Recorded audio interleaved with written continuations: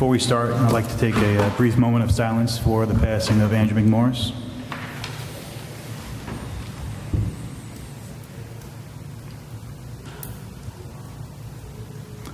Thank you.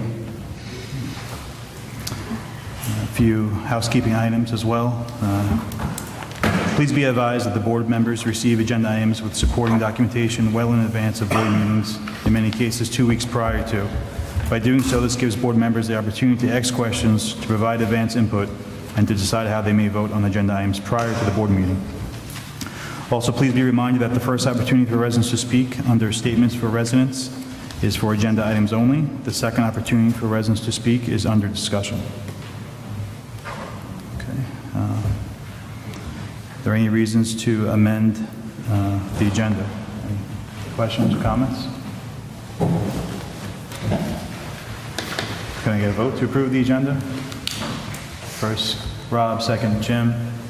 All in favor? 7-0, approved. Mr. Poole, Superintendent's report.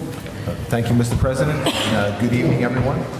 Just a brief comment. The Board of Education just completed a building walkthrough of the Miller Avenue building, and I just want to thank the community, the bond committee members from so many years ago to put the energy and effort into creating a bond project for the school, the renovation bond, the renewal, and really creating these wonderful, vibrant learning spaces which are really critical for students to be successful. So a big thank you to the community, the Board of Education, and the bond committee for their work and ongoing work to bring our buildings,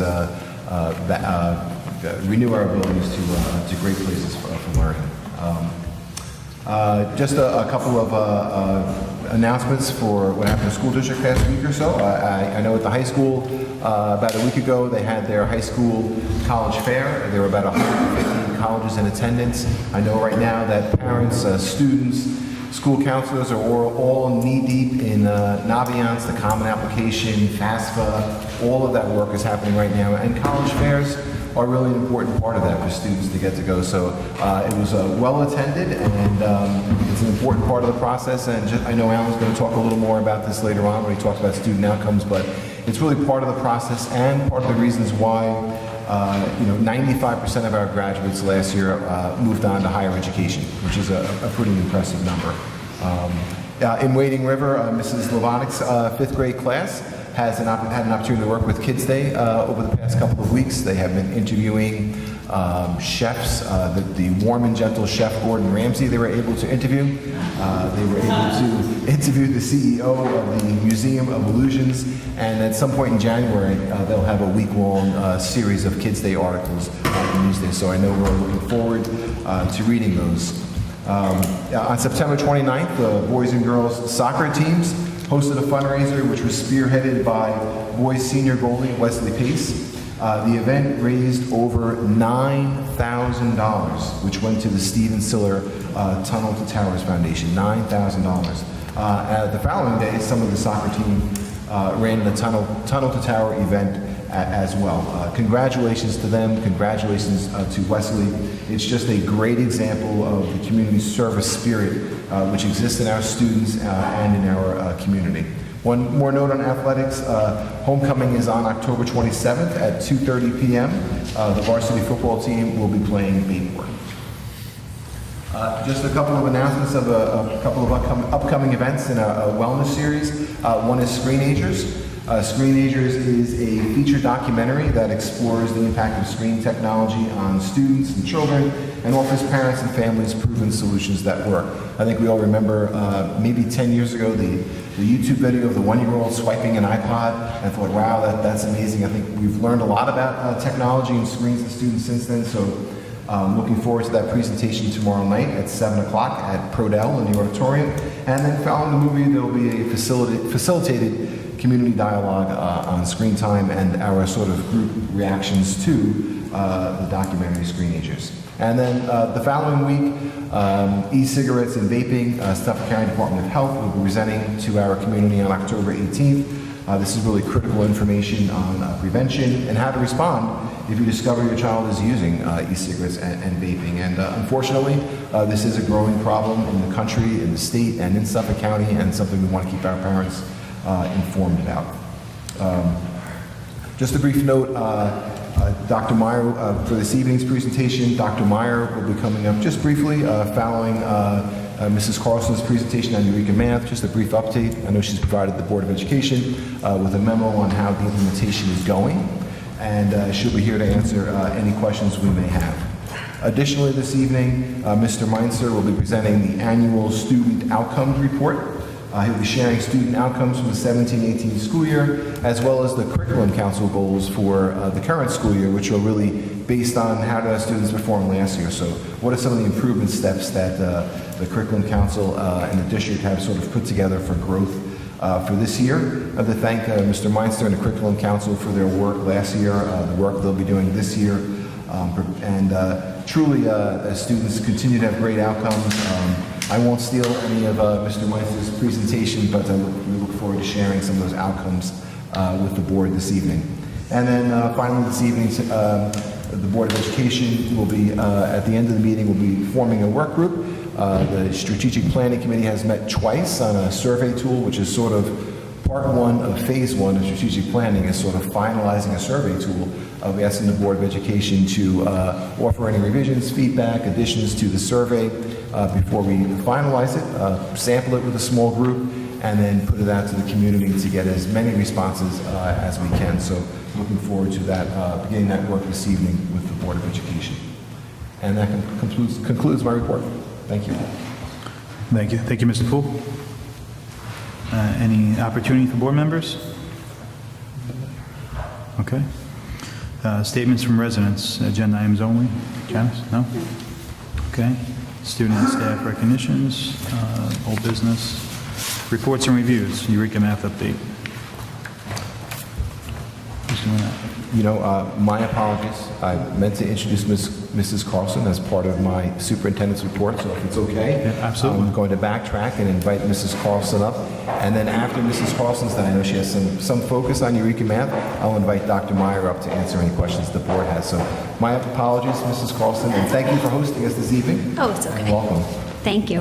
Where are all the little kids? We like to see them. They're coming. They're coming. Oh, They're good. coming. All Don't right. worry. Don't worry. The kids are coming. I know.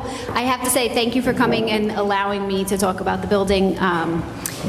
I could honestly talk about the building for hours and hours and hours, and I know not everybody feels the same passion that I feel for Miller Avenue and for my job and for, the curriculum and the building. So thank you for indulging me for a whole hour of talking about the building. I'm sure my husband will thank you because he hears about it constantly. He's probably thankful that somebody else listens to me for a change. So I promise I'm going to make this part of my presentation brief because I've already had an opportunity to talk about the building and all the wonderful things, but I'm going to focus on a couple of the curriculum initiatives and the building initiatives that we have going on. So some of the continuing initiatives, we're continuing with our Empowering Minds initiative.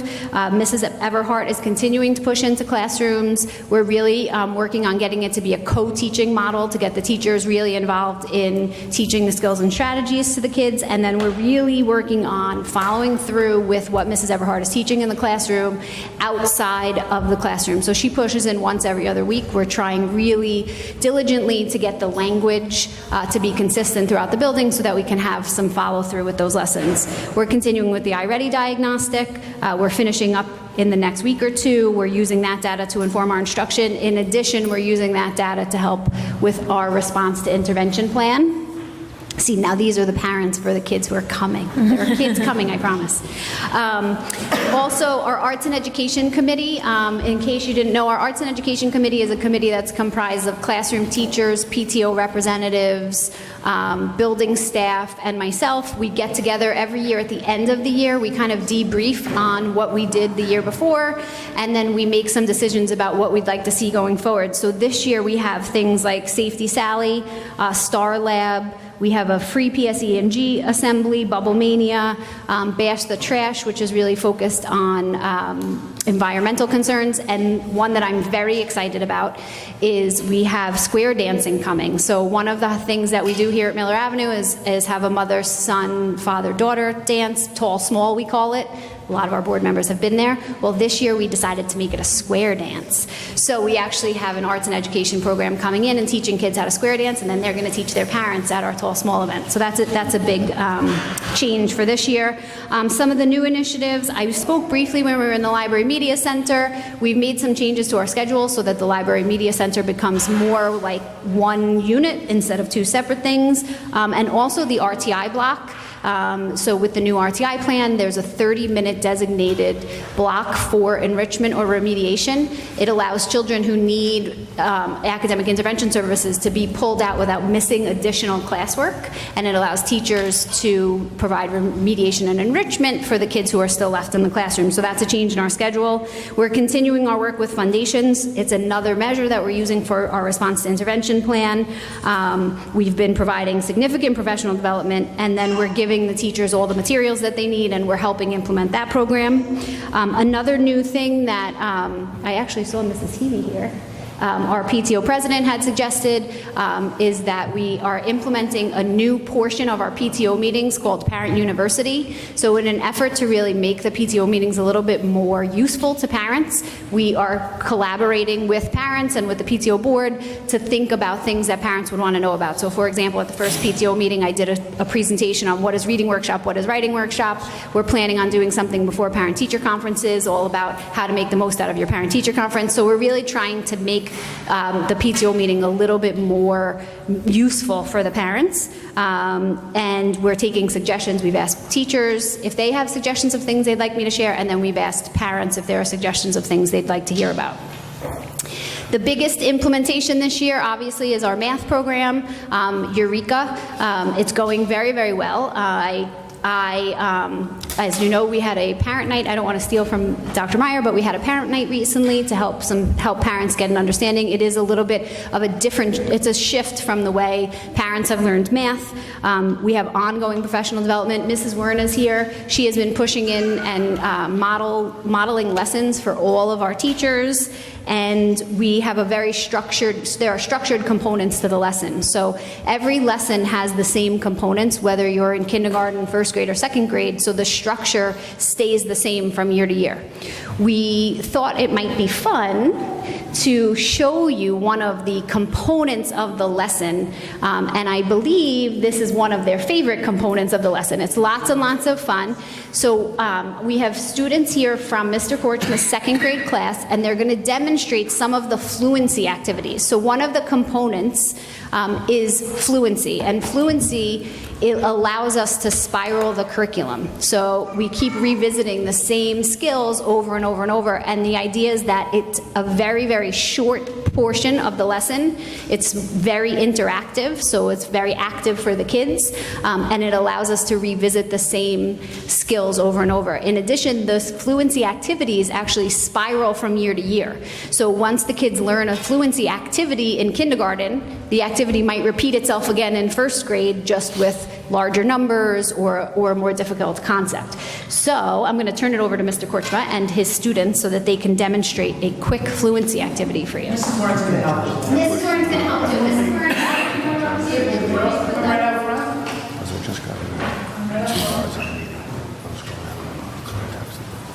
Yes. We've been working with measurement. Good, you want to start running? All right, we've been working with measurement. So one of the activities that we're doing is using some meter stick as kind of a number one. So some of the kids, we've been working on finding groups of 10 and helping them count and build their fluency with the meter stick. So boys and girls, can you start on 20?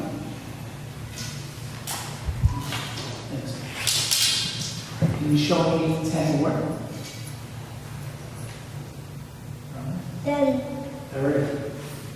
Could you more on 30? Like 30 centimeters, 10 more centimeters. You know, just raise your hands right now. Elena? 40. 40. Good. All right, now this is going to be a brain buster, right? 40 centimeters. Show me 20 more.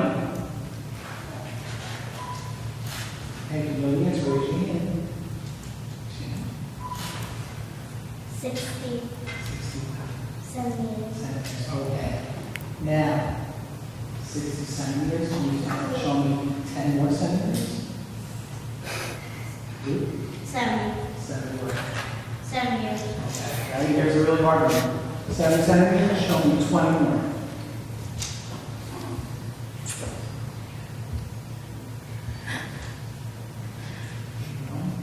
Ninety 90 more. centimeters. Okay, ready? 10 more. 1 meter. 1 meter. 1 meter. Okay, now, if you want to go further, I'm asking you for 10 more, what is it? 10 more. Think about it. We're at 1 meter, 10 more.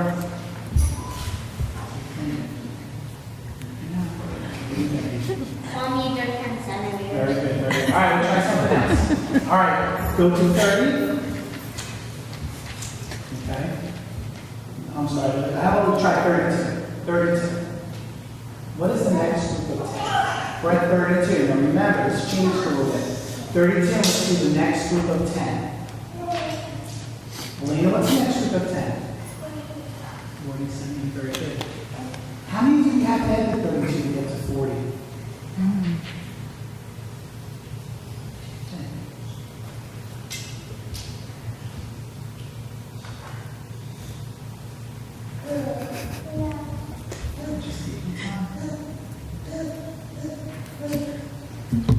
You know? All right, so I want to help her out. Can you help her out? So 32, we want to get to 40. So how many do we have to add to 32 to get to 40? She know? 8 more centimeters, okay? All right, go to 56.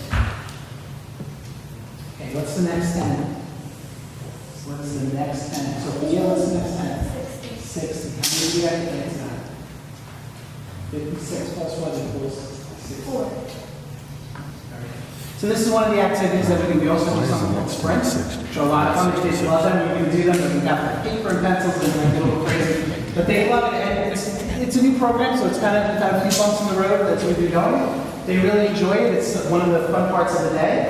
There's many components that they enjoy, and this is one that we really like to do, right? Boys and girls, do you like doing this one? It's a lot of fun. It's a lot of fun. And again, because we do measurement, that's what we use the meter sticks, and it really works well. So thank you so much. Thank you. Thank you.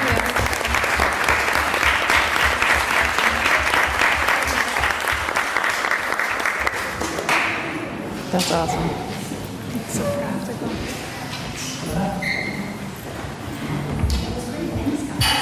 So you can see, like Mr. Kortman just said, the reason they're using meter sticks is because right now the unit that they're in is measurement.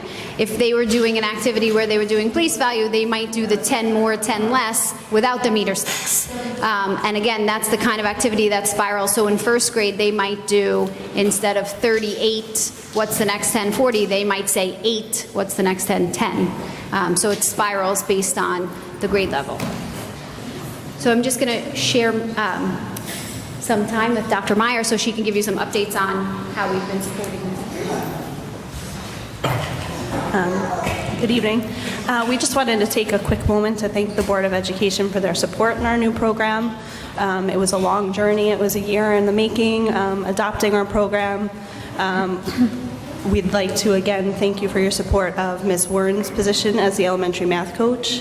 Her support to our teachers in this implementation year has been integral to its success. She is providing modeling lessons in every single classroom across K through 5. And we really just wanted to provide the opportunity to allow you to ask any questions about the implementation if you had any. I'm sorry that I didn't send this to you earlier, but at the Eureka Math presentation, one of the major points of contention that we all heard was about homework and how each lesson has a specific, like Mrs. Carlson was just saying, and one of the pages is the homework page.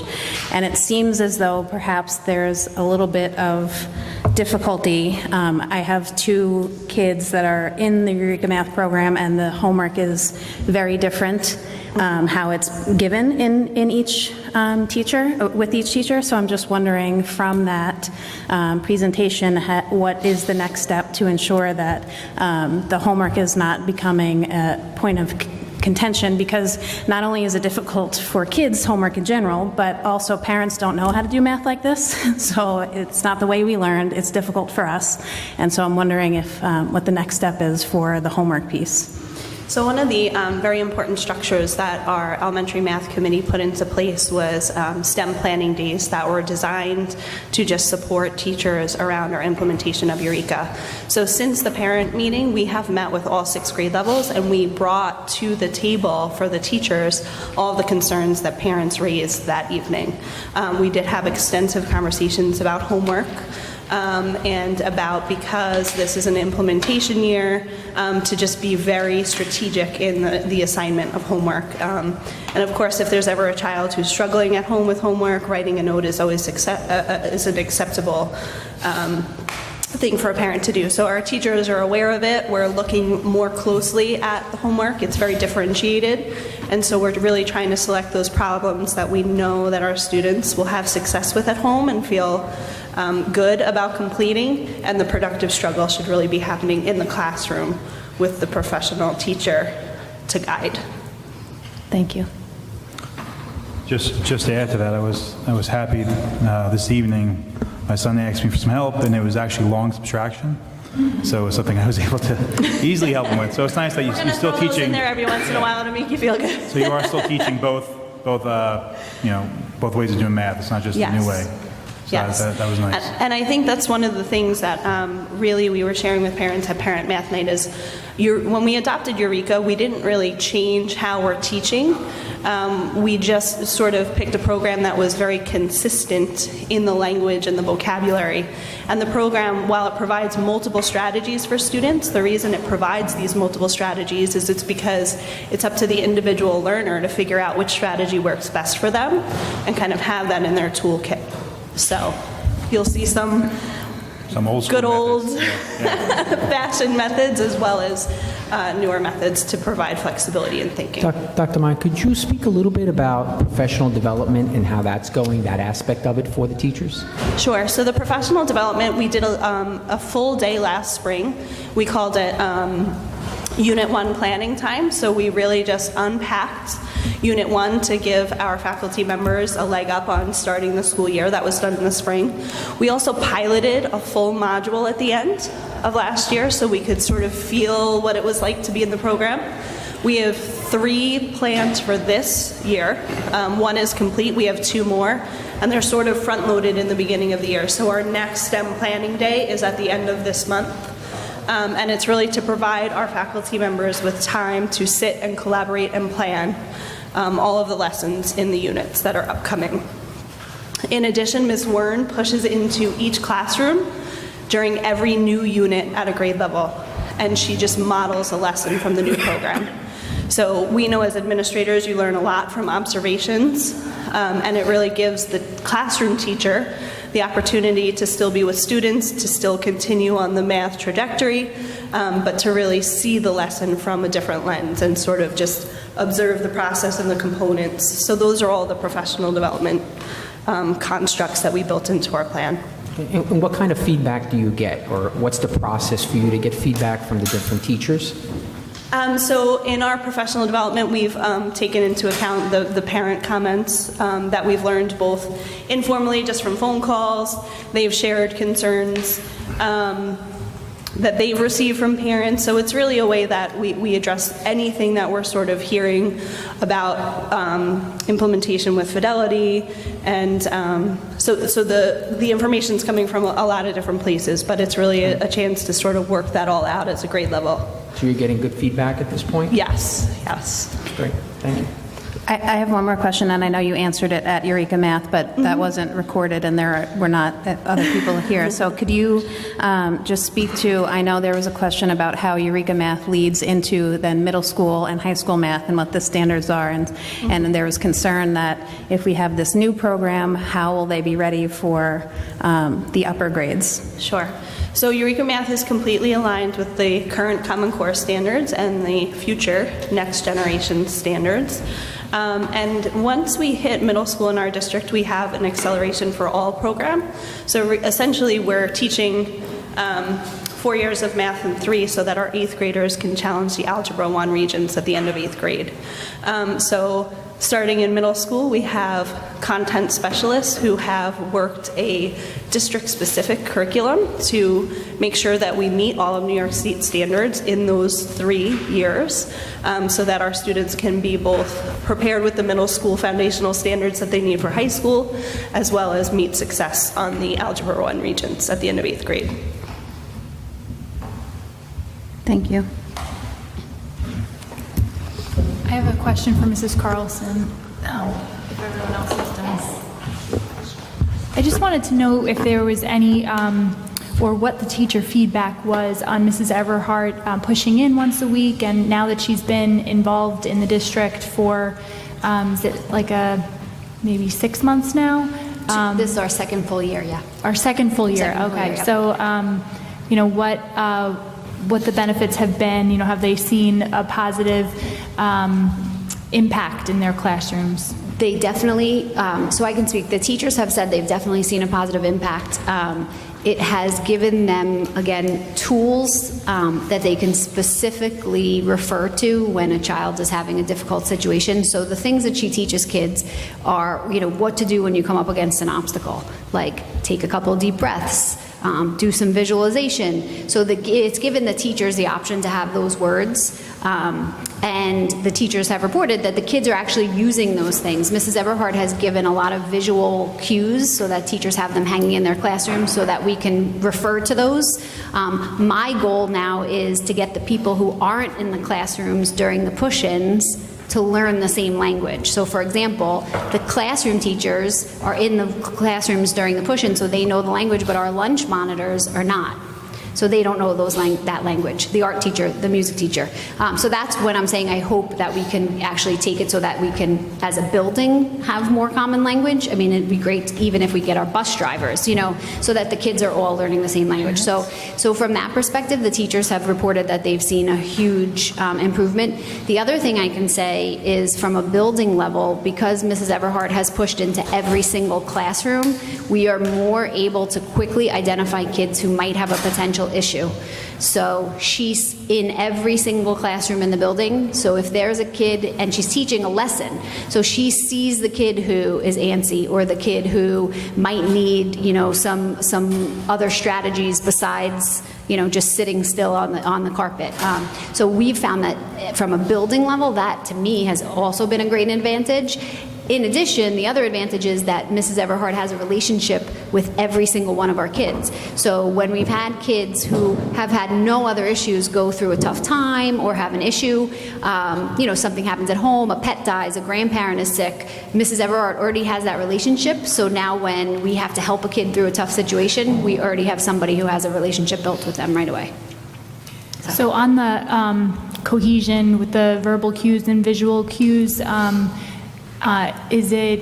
is there talk about possibly implementing those strategies instead of things like the rainbow charts or the color charts or things that, so that, I'm just wondering, are kids now being overloaded, or do we have a replacement of some of those behavioral strategies? Yes, so the strategies that she teaches are a little bit different than the behavior management plans that teachers have in place.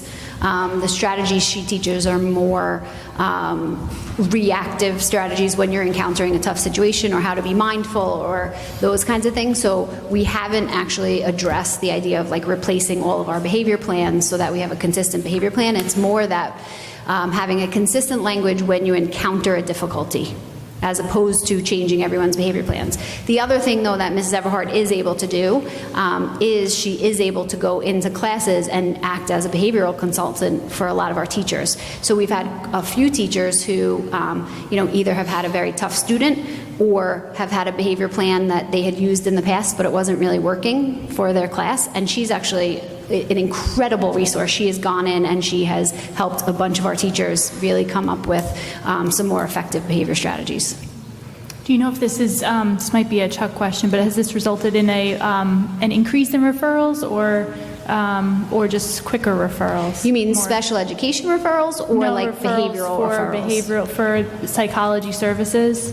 I would say, in my opinion, it's definitely brought down the number, in my opinion, the number of behavioral referrals that we get reactively, but it has increased the number of referrals we get proactively. So what I mean is, it's a lot less common now for us to get a kid who needs to see the psychologist because they had a behavior issue and they were, had to be disciplined and it was a consequence. We have a lot more often where Mrs. Everhart will come to me and be like, you know what, I've been in that class 3 times and I noticed like this one kid, like something's not feeling right to me. I'm not really sure what's going on. And then we kind of like dig further and dig further, and then we're able to proactively address it, as opposed to we wait till it blows up and the kid has some behavior, on the playground. So that's what I've seen a difference in. It hasn't actually decreased the number of kids who we see. I just feel like we're getting to them sooner. Okay, thank you. I don't know what I get as a parent or as a board member anymore. It's all just all in here. So did we get this year, the Empowering Minds language and stuff? Was that sent home from you to parents this year? So there's a link on the website, and I am not sure. Is Janice in here? And again, and I apologize because my brain mushes years too, so I'm not sure if I recently sent home the link, but I will check with Janice to see if we recently sent it home, and if we didn't, I will send it home again.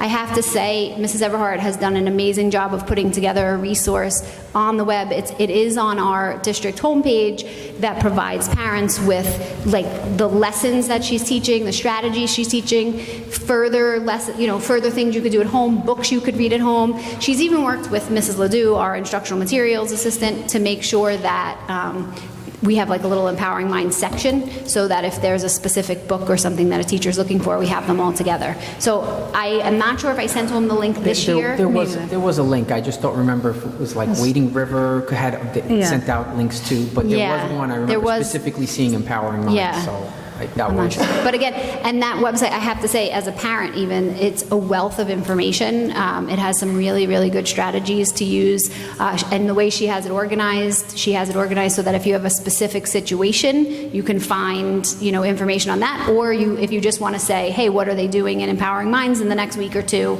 you can look through that way. So it's been really well received, I have to say. The kids love it. They love when she comes in.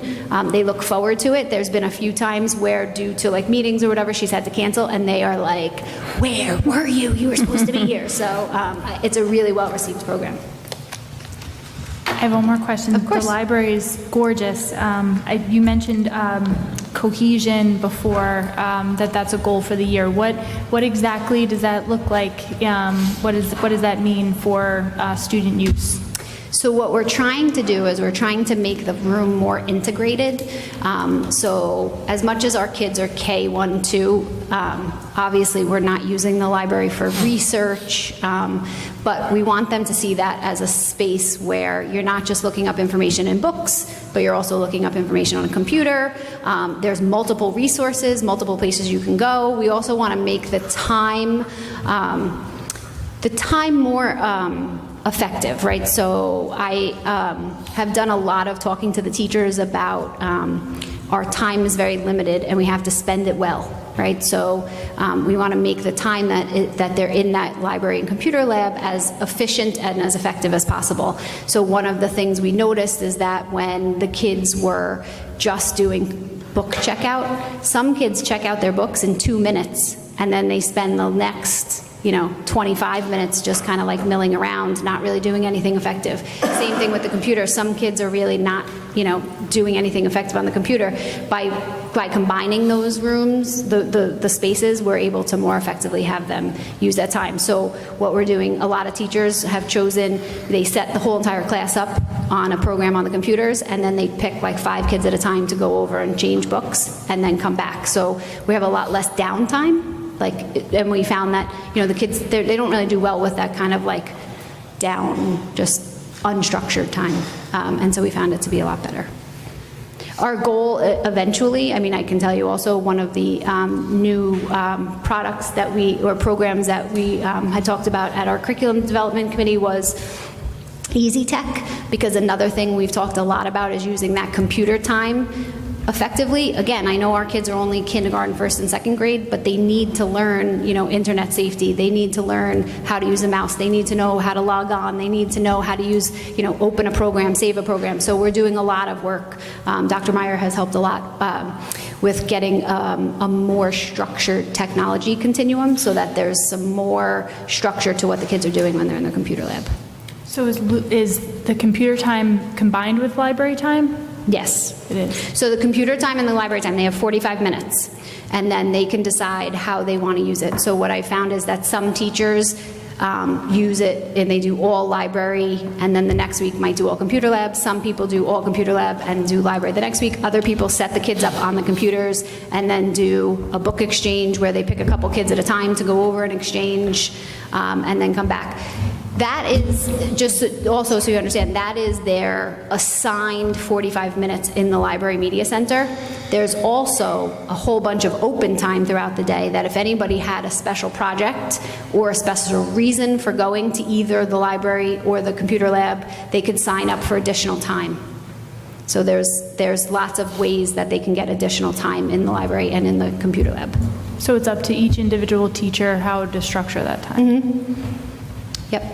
And we provide them with resources. So one of the documents, we recently had a faculty meeting where we provided teachers with a resource that shows, like, here are all of your options when you're in the computer lab. Here are all of the programs that you have access to. We are very, very fortunate that we have so many programs that our teachers can pick from, but we kind of are trying to come up with a clearinghouse so they're all in one place, so that it makes it a little bit easier when the teachers are in the computer lab. In addition to the going to the computer lab for computer time, we also have a cart of Chromebooks, another cart of laptops, 3 carts of iPads. So it's not the only time that kids are getting technology. Great, thank you. Anything else? Thank you very much.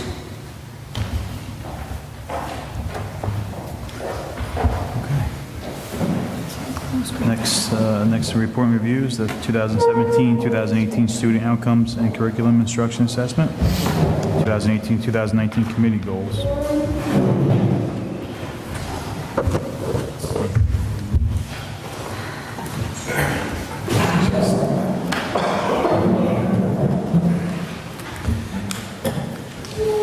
I'll ask your forgiveness on the coughing that might take place through this presentation. I'm trying to fight off a tickle. So, as was the case last year, I provided a presentation to the board that I would like to update for our performance of students over the course of the 2017-18 school year on a variety of different measures. And as I take a moment here, I'd like to thank the board for the opportunity to provide this presentation. And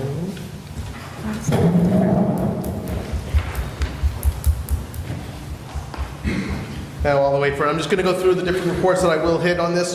We'll take a quick look at the math and ELA 3 through 8 results. As you know, many of our students do not participate in those assessments.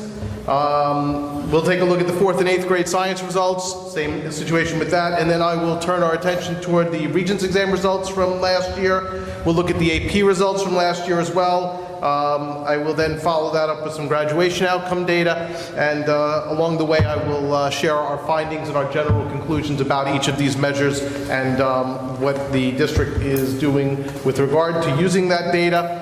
And then the second half of the presentation will be an opportunity to go over the curriculum and instruction goals for this current school year. If you could flip it to the other presentation first. Start with that one. There you go. Perfect. Thank you. Okay. So, as everybody knows, there has been a very large non-participation in the by the district students in the state assessments 3 through 8. These are the last 3 years and our non-participation percentages. For those students that did participate, what we have seen is, in general, a slight increase across each of the grades, and actually in grade 4 there was a significant increase, and grade 7 as well. As a comparative measure, this is how we fare for those students that did take the assessments against those for the statewide. The statewide is in orange, our students are in blue, and what you'll notice is for those students, again, that did participate, we outperform at each grade level compared to the statewide percentages of proficiency on that measure. Changing our attention to math, we see a similar kind of pattern for the math. Most of the grades, there was an increase in the students that participated and their performance. If you'll notice 8th grade, we do not have our students, for the most part, participate in the 8th grade math assessment because our students in 8th grade, as a result of our accelerated program, take the Algebra 1 Regents exam in lieu of that assessment.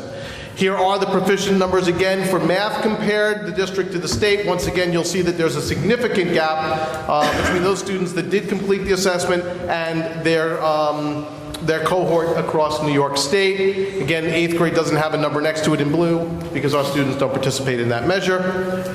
So what does the data tell us from that? Well, obviously the high numbers of opt-out continue to limit our use of these measures really in informing our curriculum and instruction needs.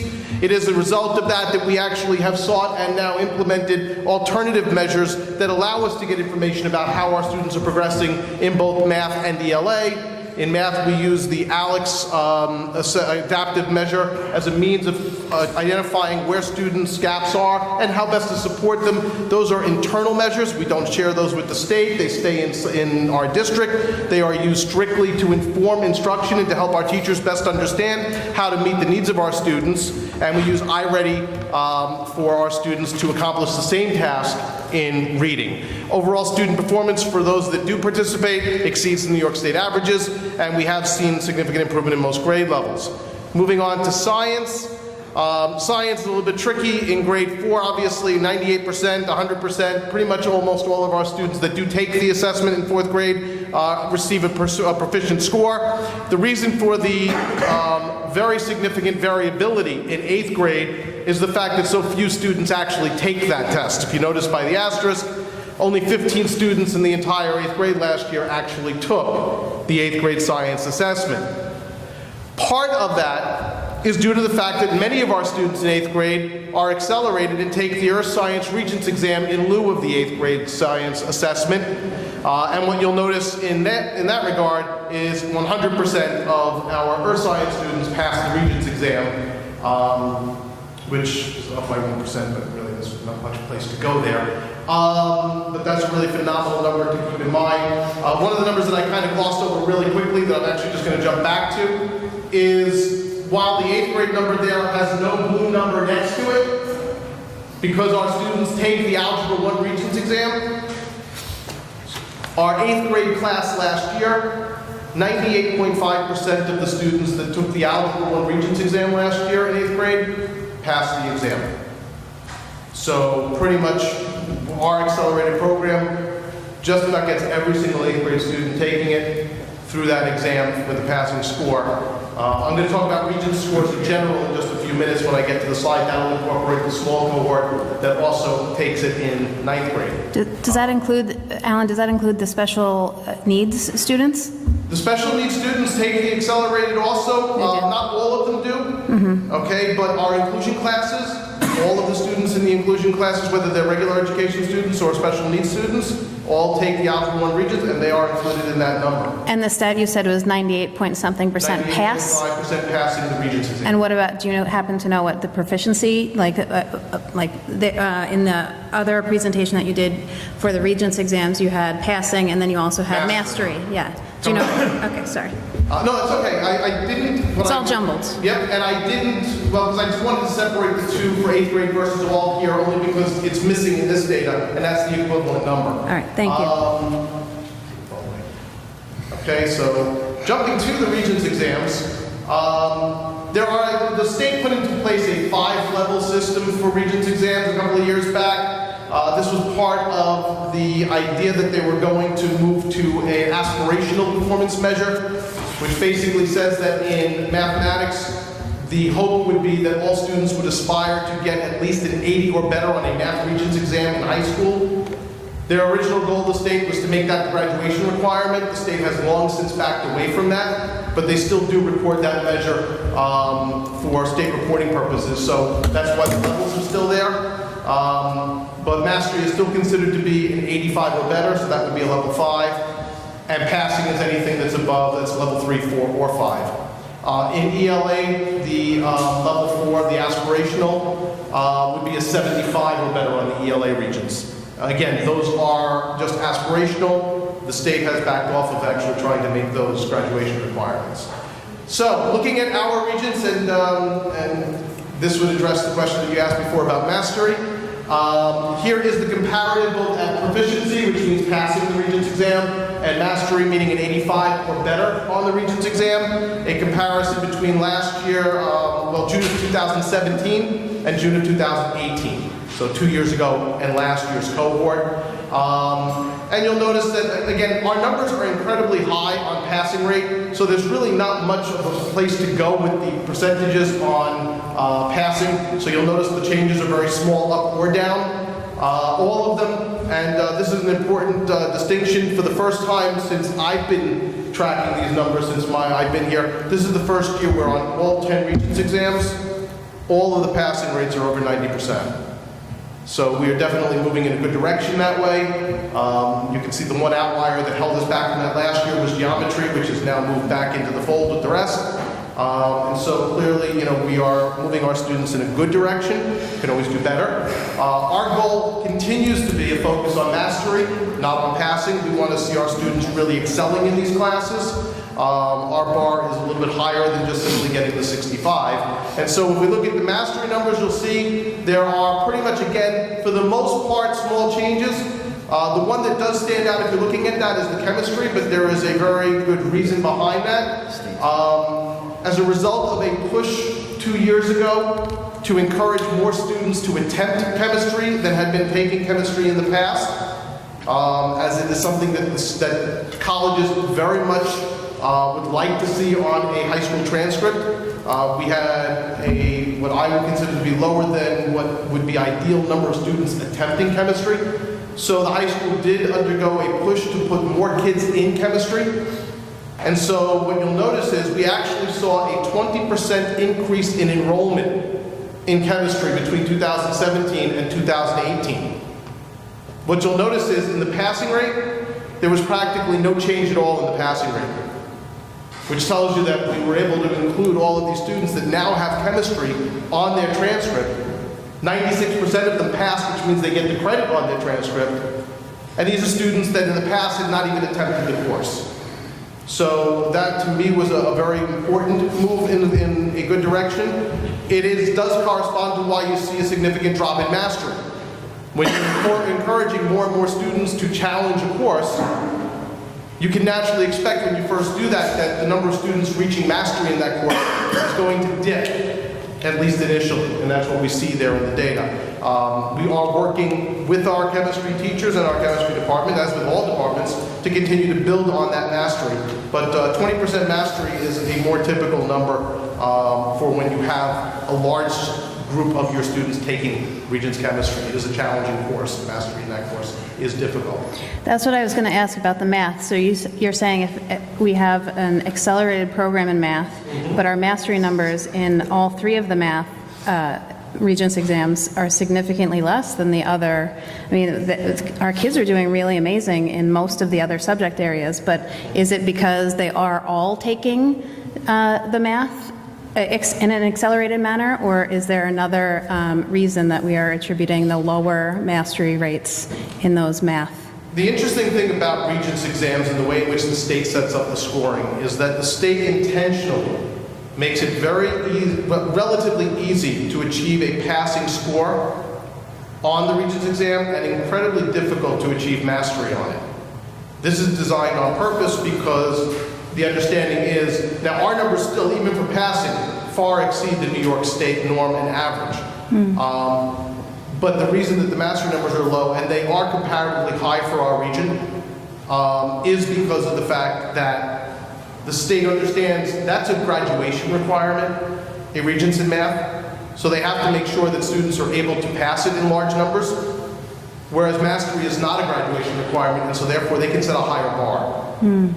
Are those numbers that we're satisfied with? No. Are the numbers we would like to see increase? Absolutely. And that is an area that we are focusing on. One of the key things about the ALEX program that we brought in is that it has the ability to target individually where students' gaps are with mathematics, and the whole system is set up around standards mastery, which goes exactly into this. We're not looking about standards proficiency, we're looking for standards mastery. As I discussed in one of our previous presentations on this, the data that we have from last year show that even 10 hours of student time spent in ALEX working on those targeted lessons based on where gaps exist create a significant increase in students' ability to master standards in mathematics. So we're hoping to see those numbers start to go up. But yeah, they're lower than what we would hope for, but they are actually regionally high. And I wonder also if in 5 or 8 years from now, when our younger kids that now have Eureka Math, if what Dr. Myers was saying about the standards, if those numbers, I would love to see in 8 years how much they grow. As would I, and that is exactly why we are looking at making those changes, both bringing in Eureka and bringing in ALEX. So that's that. Average proficiency again on all of them are 90%. The average mastery rate for our Regents exams is at 45% when we take all 10 as a whole. Moving on to advanced placement exams. So this is a little bit of a complicated graph, but basically the blue is us. The orange is the state AP exam average score on the scale of 1 to 5. And the gray is the global, basically all students that take AP exams wherever they may be in the world, is that last group. And what you will notice is that on just about every single one of these, we outperform both the state and all students tested. This is ours specifically, so it shows you each of the different 22 AP exams that our students took last year, how many students took them, and the average score on those assessments. Some key findings from that. We had over 950 college credits that were earned by our students, meaning that they received a score of 3 or higher on an AP exam. 456 total tests were taken, an average score of 3.2.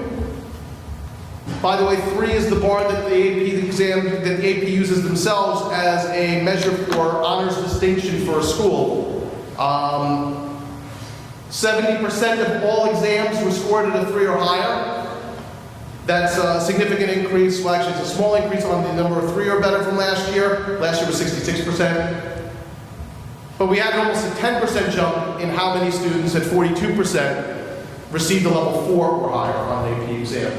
And when you get up to level 4 and 5 on these exams, those are the courses that colleges will actually accept as course-bearing credit. So that's a really important thing for a lot of our students. 42 students were named AP Scholars, 10 of them with honors and 20 with distinction. I really don't want to gloss those numbers over too quickly because of just how significant they are. Those are really high honors that our students achieved with that regard. 3 students were named National AP Scholars. Our first AP Capstone cohort, which includes AP Seminar and AP Research last year, saw 10 of our students get a capstone diploma, which means that they got not only a 3 or higher on both the AP Seminar and AP Research exams, but also a 3 or higher on 4 additional AP exams. This is not a low bar, and an increasing number of colleges are looking to that as a measure of student college readiness. So that is something that definitely is being noticed. And then 2 of our students were named National Merit Scholarship Qualifying Test Scholars. In terms of graduation outcomes, this is a statistic that most other districts would be highly envious of. 97% of our student cohort graduated last year, 3% receiving a local diploma. 32% of our students received Regents diplomas because 65% of them received diplomas with advanced designation, which is a much higher bar. Advanced designation means that they not only pass the 5 required Regents exams, but an additional 2 Regents exams in math and in science. Regents diplomas with advanced designation and high honors, 16% of our students received that diploma. And 5% of our students got their Regents diploma with a career and technical education endorsement. Those are included within the 32. Post-secondary plans, as Mr. Poole mentioned earlier on, 95% of our students are moving on from last year's cohort to college. 75% of those to a 4-year institution. That is a remarkable number and a testament to how well prepared our students are to move on beyond our doors when they graduate. One of the important things about advanced designation, you notice that I said we have 65% of our students got that diploma. That's up 15% in just the last 4 years alone. 4 years ago that was 49%, and now we're at 65%. So that is a significant and steady increase each year. We talked about the second stat already. So that is the end of the first part of my presentation, which is on our data. Any questions on the data before I move on to our goals for this year?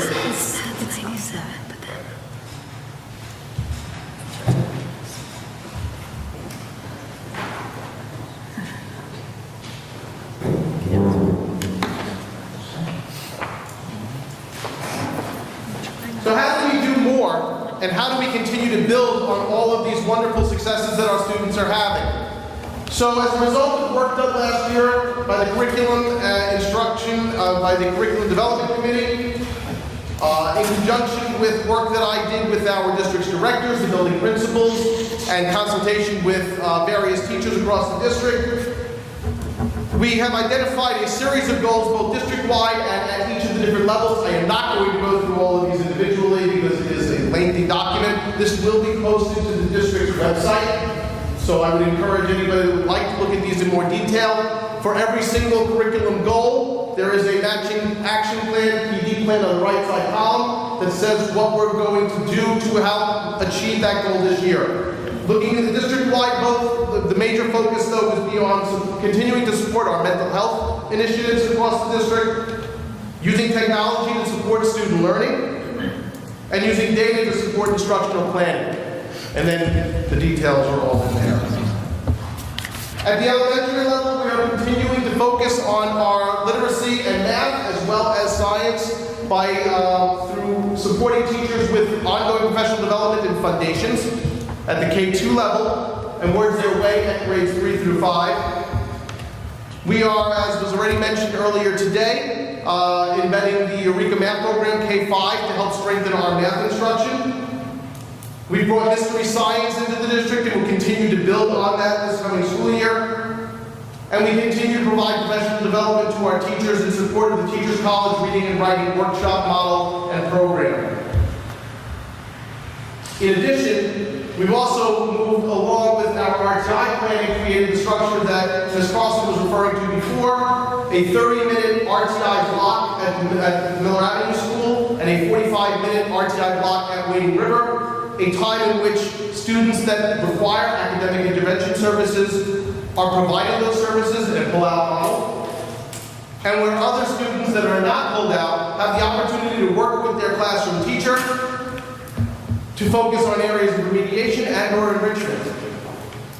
And that model is now underway. We are working this year to help make sure that we get the most out of that model and that staff feel comfortable knowing what options they have and have the tools and resources available to be able to deliver that individualized instructional support during that time, and also during our newly adopted professional development and extra help schedule that takes place in the elementary schools before school most days.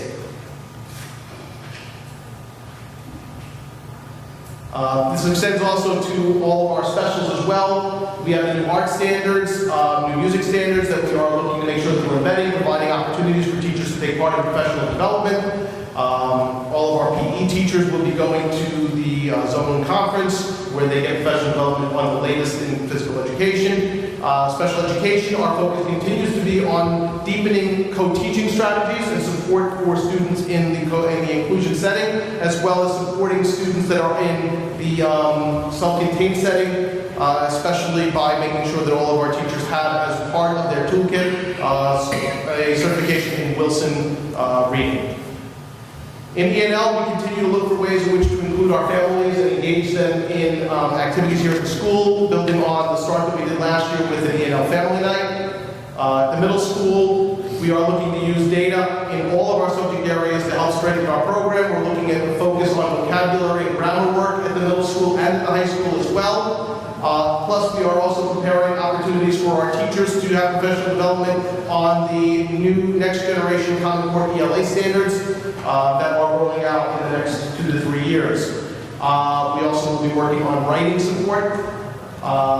In math, we're just pretty much fine-tuning and aligning with the next generation standards, but a lot of that work has already taken place. We'll be continuing to fine-tune that.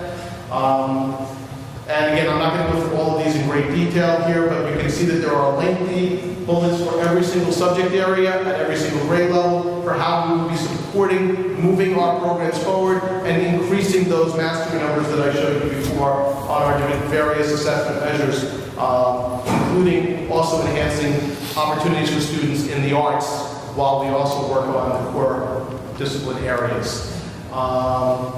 That brings us through the middle school. At the high school, again, you'll see there is a lot of overlap there with the same types of targeted support. In social studies, we will be working because we have the new Common Core Global Regions exam that is coming online this year, so we'll be providing professional development support for our teachers and making sure that that curriculum is aligned and supported. In technology, we are including a approval for a CTE pathway in technology. We're also looking to build our robotics program, which is expanding, and now we are looking at being able to set up 2 teams this year, is what I believe we are working toward, to compete for the first time this year in robotics competitions. And that pretty much brings us through that. So, any questions? Pretty thorough. Okay. No, I do have a question. Oh, Alan, you know I have a question. I'm sorry I didn't send this to you either, but I'm thinking about it because we're also doing the strategic planning after this. And all of those goals are, they're SMART goals, but the M is what I'm wondering about. How are we are very lucky to have we have all of that, and we have students that perform really well. We have teachers that are amazing. We have all of these programs, but how are we measuring the efficacy of it? How are we measuring that Eureka is working? How are we measuring that Alex and iReady are working? How are we what's the measurement piece to all of those very lofty, detailed goals?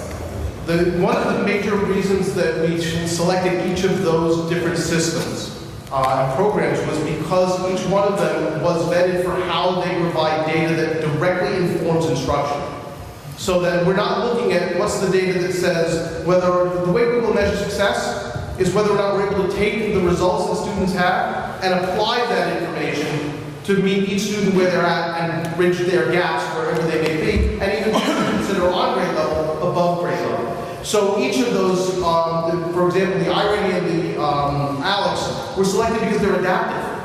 So the whole purpose there is that the students are going to take the questions, and the questions are going to adapt to meet them where they're at, and to be able to then help identify not only where student strengths are, but also where the gaps are, and how to move each one of those areas, those standards, to the next level. That's the data that we'll be looking at. That's the information that we already have been looking at. In addition to using it to inform where gaps exist both at the course level, classroom level, and individual student level, we're also taking that information and using that as part of our RTI plan to be able to look at an additional measure, standardized measure that we can use to say, these are students that are at a point where they need some support that is beyond what we can provide in the regular classroom setting. So, under regulation, you need to have multiple measures for that anyway. But in the absence of state assessment data, these systems actually provide us far more richer information to be able to make more informed decisions about which students need support, and also to give the AIS teachers an idea about exactly what to target it. So ultimately, student performance. That's everything. name of the game. Okay. Thank you. Can you explain what you mean by expanding the AP Capstone program and encouraging more students to challenge to the course? You know, what is the goal for this year for that expansion? The goal on that is to basically make it so that students understand what the program has, what it is able to provide, and to get more students actively engaged in enrolling in it. And we've already been doing that. Last year's seniors were our first cohort to take both courses. We had 20 students complete the course, the 2-year sequence. We're looking to get that number up. Ideally, it would be wonderful to be able to get it to have where we have 2 sections worth of students in each seminar and research. We already made the big jump because our first year in seminar, we only had 1 section of 27 students. Last year, we had 2 sections and almost 40 students. So This what year, would we have the same kinds of numbers again, and our research numbers are going up. So when that goal about encouraging more students is, that's a pathway that provides students, more than any other set of courses that we can offer, a real college experience on how to think critically, apply those skills to be able to create a project, defend that project, and show your ability to do research that is both meaningful and to cite valid sources while doing so. So I love the program. I'm just curious about what our particular challenges are in explaining it to students and getting more students. Is it a scheduling issue for them? Is it a how are we selling it to students, and why might they choose not to take that pathway? Well, the most significant reason usually that students will not take that pathway is because they're fully loaded on their schedule with other courses that they want to take. The wonderful thing about your junior and senior year in high school is that you have a lot of elective options and a lot of various pathways to pursue. So we have students that do fill up their courses otherwise, but it's really more about convincing students to take on the challenge. But that is always from day immemorial. That is a challenge with high school students in 11th and 12th grade, encouraging them to push themselves even further when they don't have to. But that's the work that's been taking place, and it's been quite successful so far, and the numbers are going up. It's not a course for every student, but it is a course that every student can take. And that's the message that we're trying to get out there. AP always has that stigma that goes with it, that AP courses are for only these students. And one of the major pieces of the AP Capstone program is it's not supposed to be designed for the student that's up here. It's designed for the student that's motivated, that wants to be able to apply themselves and has an area that's of interest to them that they really want to dig into and really excites them. And it's getting that message out that we're going to continue to build. We happen to have a phenomenal person who is teaching that course, who does go above and beyond, and really, to be honest with you, that is one of those goals that's pretty much going to fulfill itself just by allowing the program as it's structured now to just continue to advance. One of the pieces of that, though, is also making sure that our guidance counselors are also up to speed on that, and we've been working on that as well. Okay, thank you. Any other questions? Thank you for your time. Thank you.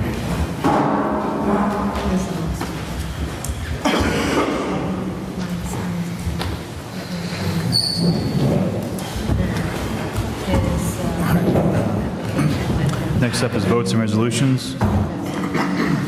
Policy first reading, number 6121, sexual harassment policy. Thank you, Mr. President. I'm going to turn this over to Mr. Hayward. This policy needs to come to the board pretty quickly. We're hoping to go right to the second reading this evening, but I will turn it over to Mr. Hayward for explanation.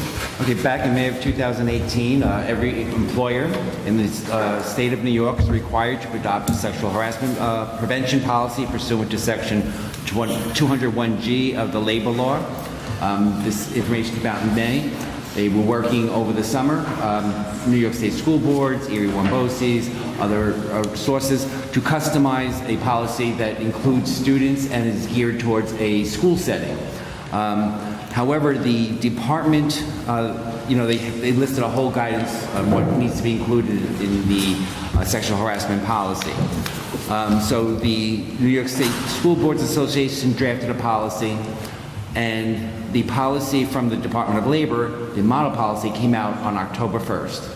So and they wanted it in place by October 9th. So of course, having worked on it over the summer, and now with comparing what school boards had and what the Department of Labor model had, they did release a revised draft policy. Then that was reviewed by Gercio and Gercio, who again compared the model policy with the State School Boards Association policy and recommended changes to go into more detail for the School Boards Association policy. So what we're bringing tonight is to be in compliance with the law. We, as an administration, have reviewed it all. There really isn't a lot of wiggle room because the requirements in the law are so specific, that we are very comfortable in going with the School Boards Association, even though it is a little bit different, which we later received on Friday from Erie Wombosis. But because we got the advice of the attorneys, we got the School Boards Association, we're looking to move forward with this policy. Which is, came out last week, which is required to be adopted by October 9th. Which is tonight. Which is tonight. So we don't have a lot of options. I don't think there's a lot of, Mr. Haley, there's not a lot of change to it. Really basically the specificity. You'll notice in the policy there's a much greater detail about what is sexual harassment and how it's defined. You may recall we worked on this policy last year and adopted one based on that set of regulations. And this is, I guess, an evolving. It also goes into more detail, specifically as far as if a victim of sexual harassment might have, been subjected to certain things that they might not have connected and said, this is sexual harassment. This is so specific within the policy that these are the examples of what could be, not limited to those, but so it's very specific. And the recourse, there are, consequences for supervisory personnel for not reporting it, for not addressing it if they were aware of it. So it really does go into a lot of detail. I think school districts were a step ahead of most employers because we already had sexual harassment policies in place. So this is just ensuring all employers in New York State, have their policies. And there is also a required training component, which we have done regularly.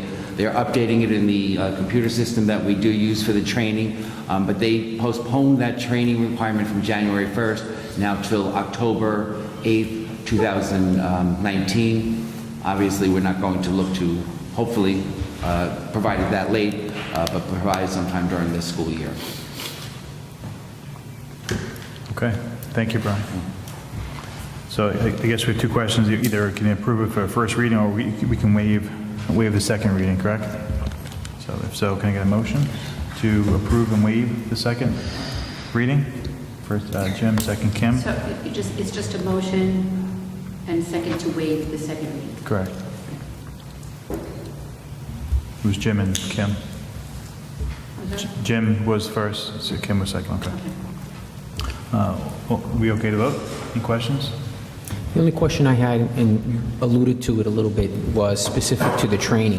So have we thought out what that training, how it changes? Because there's specific requirements in terms of... We do online training for a lot of our mandated or required trainings through a global compliance network, so that they said that within, I believe, a month, but they say they would have specific training that is in alignment with the new law.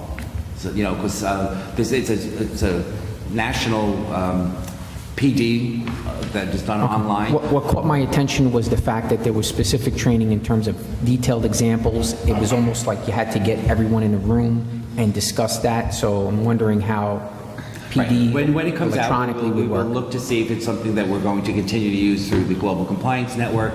I know every couple of years I like to bring somebody in, an outside consultant, whether it be during a superintendent's conference.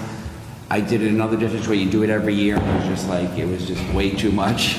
So that's why we moved to doing it on the computer, online, and that also enables us to reach all the employees by doing it online, because they can do it from home, they can do it during a lot of time. Our hourly staff, we will pay them the additional half hour, whatever it is, for that online training. So once we Once that comes out, and we can also look into what other companies or other providers have put together.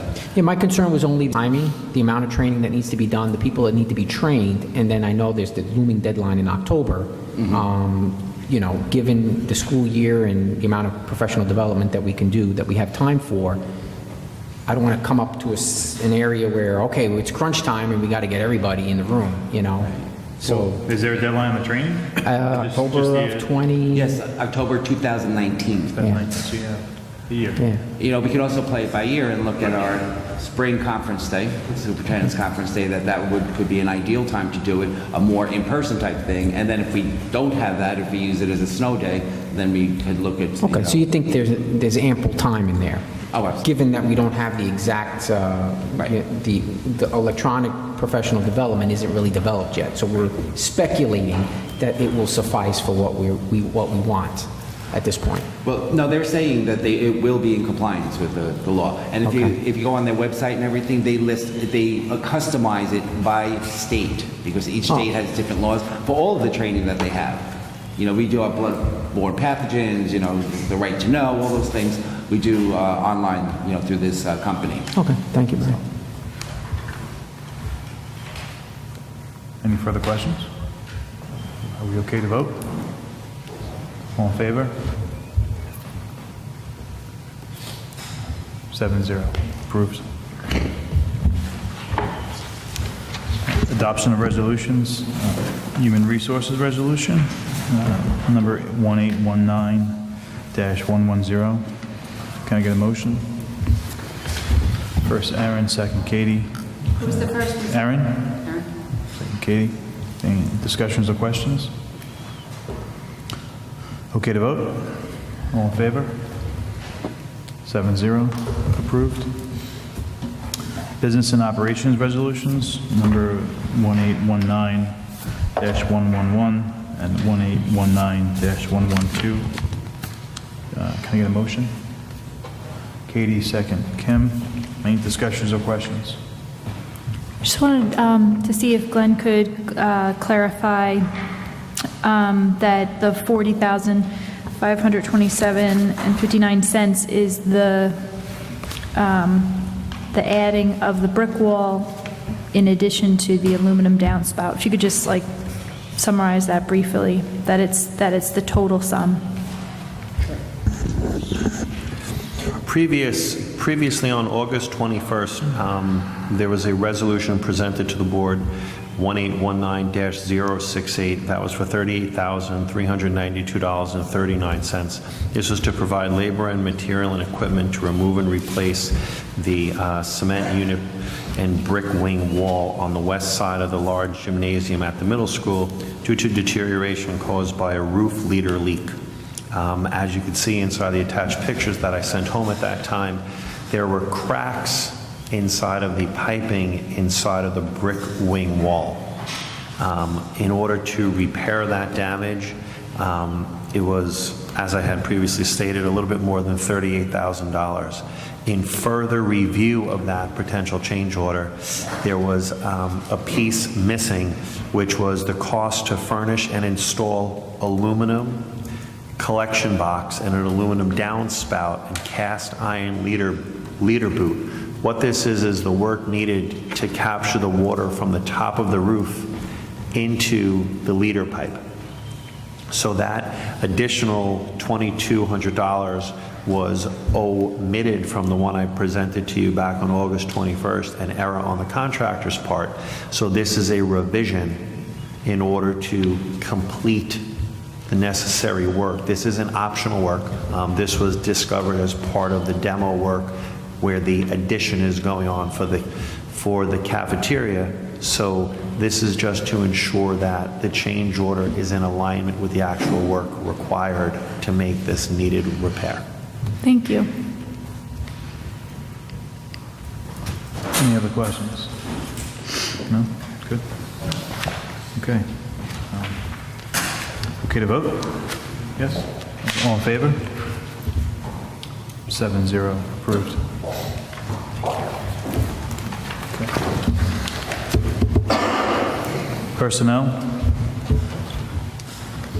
Okay. Can I get a motion? Kim, second. Aaron? Any discussions or questions? Can we take them as a? No, just as a group? Yes, okay. Okay to vote? All right, all in favor? Personnel? 7-0, approved. Any communication, Janice? No? No discussion? Any additional comments from residents? Mr. Sheridan? Could you? The acoustics are pretty poor in here, but we still like to stretch your legs and come up to the podium. Just real quick, I didn't expect to see this tonight, but as I did the curriculum and instructional program assessment goals, I still am generally concerned about, goes a year ago, a year ago on high rating Alex programs. I'm going to go read what's being put up. I'm looking forward to reading through the more fine print, if you will. But I'm still generally concerned of how we as a district are using that back toward teaching, back toward the faculty, and how it's incorporated into the curriculum. Because again, I look at my own daughter's experiences with it right now. It takes classroom time out, and I'm not sure how it's brought back into the classroom. So that's still a genuine concern in bringing that up. Because I don't see how, well, here's one. I saw the results that you shared tonight. They're fantastic results. However, right, the state opt-outs are still very high for our district. They look like 80% on average. So you're not getting a good read there.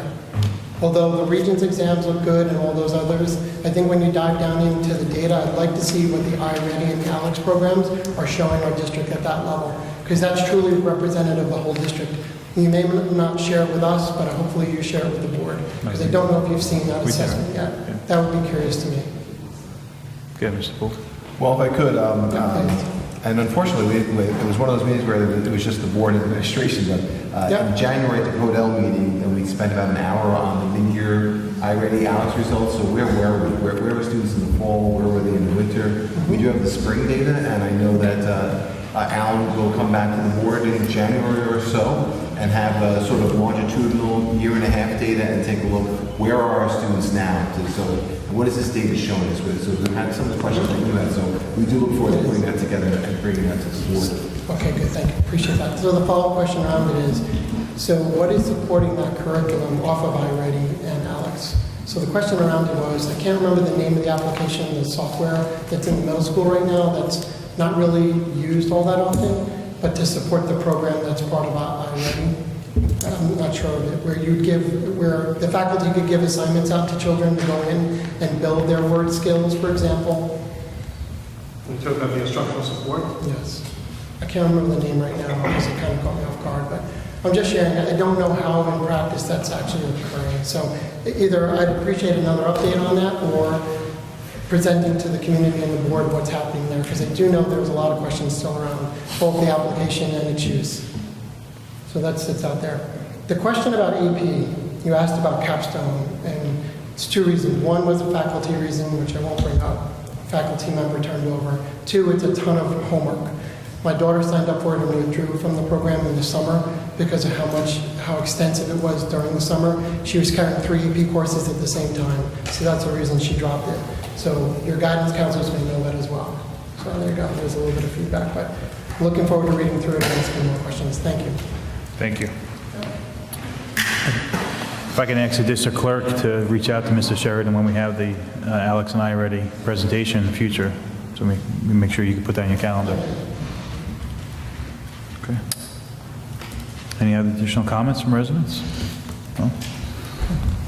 We're going to take a short recess and come back for, is that, I'm reading this correctly? Yes. Okay. Come back for the public work session, the strategic plan. Why are we taking recess? I don't know. That's what I just said. I guess to go to the bathroom if we have to.